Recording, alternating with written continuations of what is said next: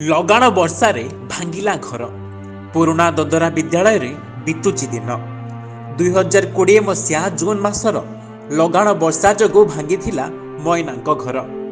ଆଉ ସେବେଠାରୁ ଗ୍ରାମର ଭଙ୍ଗା ଦଦରା ପୁରୁଣା ବିଦ୍ୟାଳୟ ପାଲଟିଛି ତାଙ୍କ ମୁଣ୍ଡ ଗୁଞ୍ଜିବାର ଏକମାତ୍ର ସାହାରା।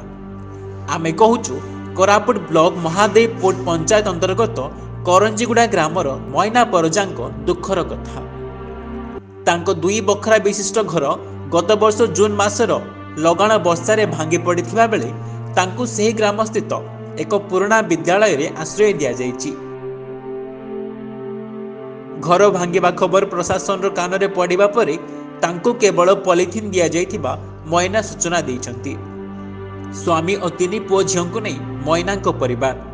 କୌଣସି କାରଣରୁ ସ୍ୱାମୀ ଜେଲରେ ରହୁଥିବାରୁ ମଇନା ପର ଘରେ କାମ କରି 2 ପଇସା ରୋଜଗାର କରନ୍ତି ଏବଂ ତହିଁରେ ମଇନାଙ୍କ ପରିବାର ଚଳେ। ଏଭଳି ପରିସ୍ଥିତିରେ ଲଗାଣ ବର୍ଷାରେ ଭାଙ୍ଗିଥିବା ଘରକୁ କେମିତି ସଜାଡ଼ିବେ ସେ ଚିନ୍ତାରେ ମଇନା। ଘର ଭାଙ୍ଗିବାର 2 ଦିନ ପରେ ଏନେଇ ଲିଖିତ ଭାବେ ସରକାରୀ କର୍ମଚାରୀଙ୍କୁ ଜଣାଇଥିଲେ, କିନ୍ତୁ ଦୀର୍ଘ ଦିନ ବିତି ଯାଇଥିଲେ ମଧ୍ୟ ଆର୍ଥିକ ସହାୟତା ମିଳିନଥିବା ସେ କହିଛନ୍ତି। ଆରଆଇ ଏବଂ ଗ୍ରାମବାସୀଙ୍କ ସାହାଯ୍ୟ ଫଳରେ ଗ୍ରାମରେ ଥିବା ଦଦରା ବିଦ୍ୟାଳୟରେ ରହୁଥିବା ସେ ମତବ୍ୟକ୍ତ କରିଛନ୍ତି। ମଇନାଙ୍କୁ ଘର ସଜାଡ଼ିବାକୁ କିଛି ଆର୍ଥିକ ସହାୟତା ଦେବାକୁ ଦାବି କରିଛନ୍ତି ଗ୍ରାମବାସୀ। ଆଜ୍ଞା ଗତ ଜୁନ୍ ମାସରେ ତାର ଘର ଭାଙ୍ଗି ଯାଇଛି। କିଛି ସହାୟତା ସରକାର ତରଫରୁ ହେଇପାରିଲା ନାହିଁ। ତହସିଲକୁ ଜଣାଇଥିଲୁ, ତାପରେ ଆମର ପଞ୍ଚାୟତ ଅଫିସରେ ବି ଜଣାଇଥିଲୁ, ତା ବାଦେ କିଛି ହେଇନାହିଁ। ଆମର ସ୍କୁଲ ଭଙ୍ଗା ଘରରେ ଏବେ ରହୁଛନ୍ତି। କେତେ ମାସ ହେଲା ରହୁଛନ୍ତି? ହେଲା ଆଜ୍ଞା 10 ମାସ ଖଣ୍ଡେ।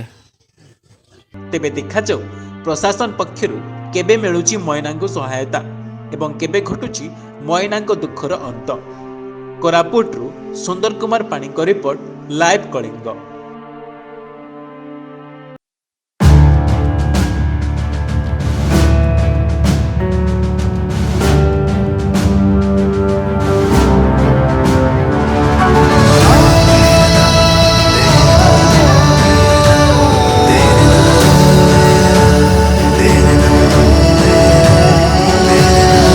ଲାଇଭ୍ କଳିଙ୍ଗ, ବିଶ୍ୱାସ ଓଡ଼ିଶାର।